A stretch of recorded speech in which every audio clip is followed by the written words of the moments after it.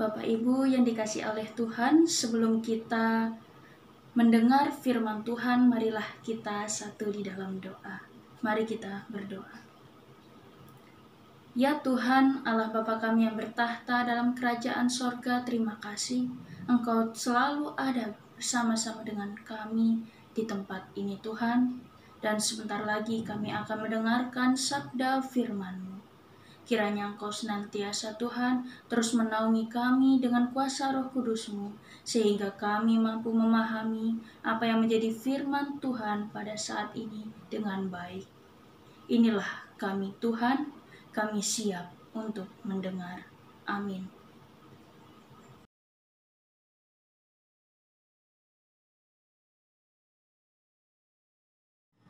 Shalom Bapak Ibu dan Saudara yang dikasihi oleh Tuhan. Pembacaan kita pada saat ini terambil dari kitab Amsal pasal yang ke-10 ayat yang ke-23 sampai dengan 32. Dari pembacaan kita saat ini kita ketahui bersama bahwa menjaga harmoni kehidupan dengan Tuhan sungguh akan menghasilkan kebaikan-kebaikan di dalam kehidupan kita sebagai orang percaya. Hal itu pun terjadi di dalam kehidupan Raja Salomo. Raja yang baik, raja yang bijaksana, itu tercermin di dalam kehidupan Raja Salomo. Karena ia di dalam masa-masa mudanya, ia mau benar-benar mengkaitkan hatinya hanya kepada Tuhan dan memprioritaskan Tuhan di dalam kehidupannya hari lepas hari. Sehingga hikmat dan kebijaksanaan itu diberikan oleh Tuhan di masa-masa kepemimpinannya. Kita dapat melihat bahwa begitu banyak kebaikan-kebaikan oleh karena Tuhan yang menyertai kehidupan Raja Salomo beserta bangsa Israel. Dari kumpulan Amsal Salomo ini berisikan nasihat kepada kita semua untuk mampu berhikmat di dalam segala hal, khususnya di dalam berkata bijak. Dari pembacaan kita saat ini, kita dapat melihat bagaimana ayat ke-23 sampai dengan 24 ini menjelaskan kepada kita, yaitu berlaku cemar adalah kegemaran orang bebal. Bagaimana melakukan hikmat bagi orang yang pandai? Apa yang menggentarkan orang fasik itulah yang akan menimpa dia, tetapi keinginan orang benar akan diluluskan. Begitupun kita dapat melihat kalimat ini mengarahkan kita untuk kembali lagi bercermin di dalam diri kita. Apakah perbuatan kita saat ini telah mencerminkan bahwa kita telah meminta hikmat daripada Tuhan? Begitu juga nasihat-nasihat yang saat ini kita baca, khususnya di ayat yang ke-25 sampai dengan ayat yang ke-26 yang mengatakan, bila taufan melanda, lenyaplah orang fasik, tetapi orang benar adalah alas yang abadi. Tetapi cuka bagi gigi dan asap bagi mata, demikian si pemalas bagi orang yang menyuruhnya. Nasihat Salomo ini dapat kita pahami bagaimana kehidupan orang fasik dan orang benar yang melakukan firman Tuhan di dalam kehidupannya. Tentu kita dapat melihat kehidupan orang fasik, setiap ada badai yang menyerang pastilah hilang pengharapannya. Tetapi bagi orang benar pasti akan dikuatkan oleh Tuhan. Di ayat yang ke-27 sampai dengan 28 kita dapat melihat bahwa takut akan Tuhan memperpanjang umur, tetapi tahun-tahun orang fasik diperpendek. Harapan orang benar akan menjadi sukacita, tetapi harapan orang fasik menjadi sia-sia. Bapak Ibu yang dikasihi oleh Tuhan, dari ayat ini menerangkan bagaimana sikap hidup takut akan Tuhan itu haruslah dimiliki oleh setiap orang percaya. Karena dengan hidup takut akan Tuhan, kita beroleh keselamatan, kita memiliki pengharapan, dan kita mampu untuk hidup terus dengan sukacita. Sehingga kita di dalam kehidupan kita selalu ada kebermegahan diri, selalu ada jiwa yang mau mengampuni, jiwa yang mau selalu tolong menolong, jiwa yang mau selalu bersikap memprioritaskan Tuhan di dalam kehidupan kita.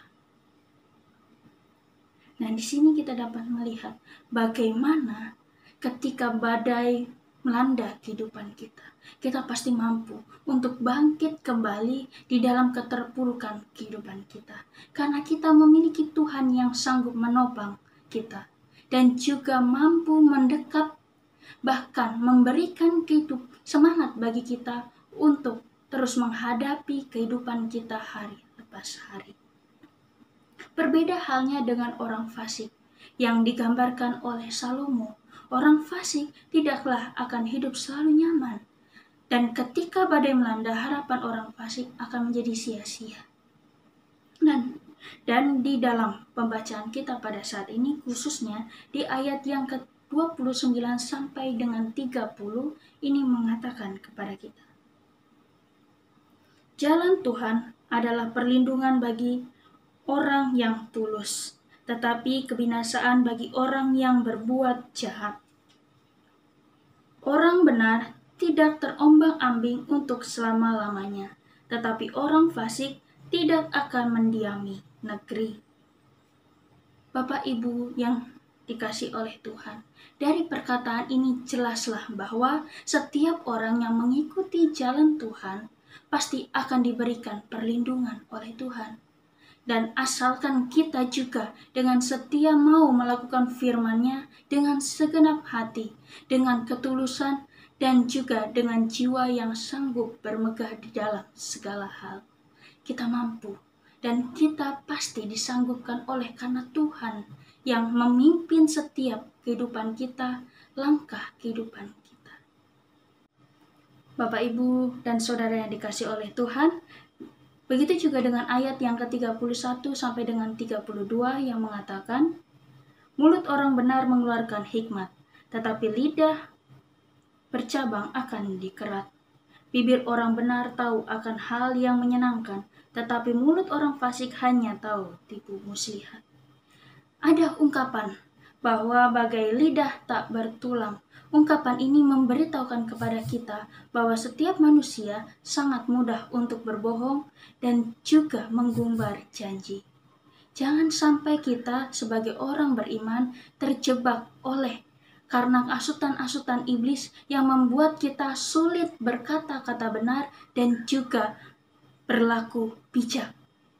Oleh karena itu, melalui pembacaan kita pada saat ini, kita kembali diingatkan, kita sebagai orang yang hidup takut akan Tuhan harus mau memperkuat iman dan pengharapan kita kepada Tuhan. Sebab Tuhanlah yang sanggup juga memberikan kita kekuatan untuk mengarungi setiap kehidupan kita hari lepas hari.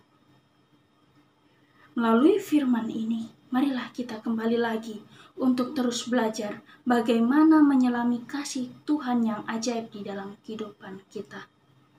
Tuhan telah menghadirkan juru selamat di dalam kehidupan kita melalui kelahiran Yesus Kristus, Sang Juru Selamat di dalam kehidupan kita.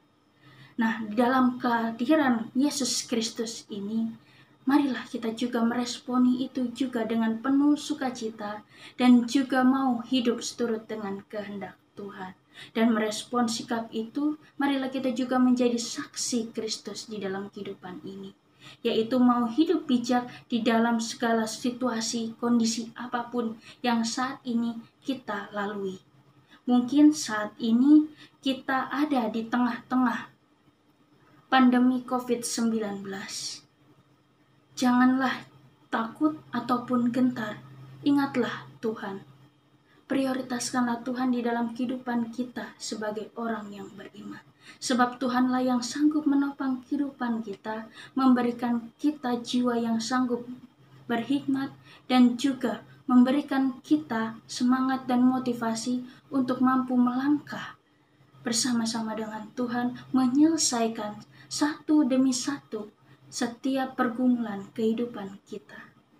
Bapak Ibu yang dikasihi oleh Tuhan, melalui pembacaan kita ini, kita kembali lagi terus diingatkan oleh Tuhan untuk selalu meminta pertolongan kepada Tuhan, terus meminta hikmat kepada Tuhan, sehingga di dalam kehidupan kita mampu terus ada dan hadir di tengah-tengah persekutuan umat yang percaya, yang mau saling mengingatkan, yang mau saling menguatkan satu dengan yang lain.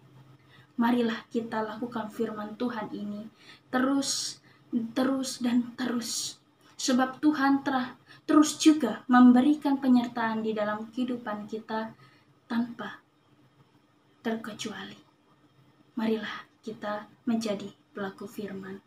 Amin.